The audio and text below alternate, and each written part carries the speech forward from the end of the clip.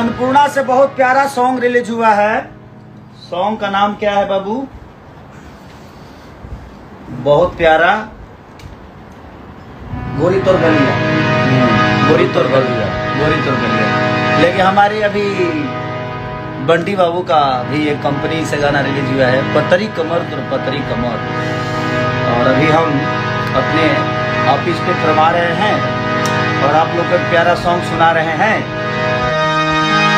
कि सुने सनम का दिहल बरियारी, जिए के मन ना करे देख तो हरनारी, कि हम करी प्यार तो से तू तो सजा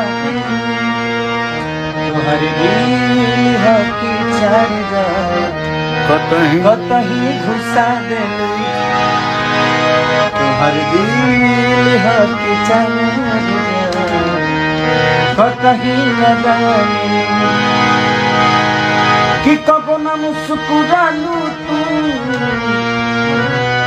क्षण में रूठ जालू तू, जरत जैसे दिया होखे वैसे बुझ जालू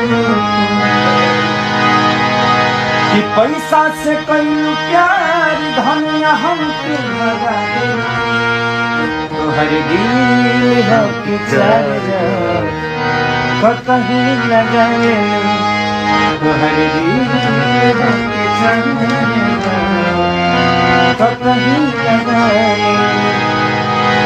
थैंक यू सो मच।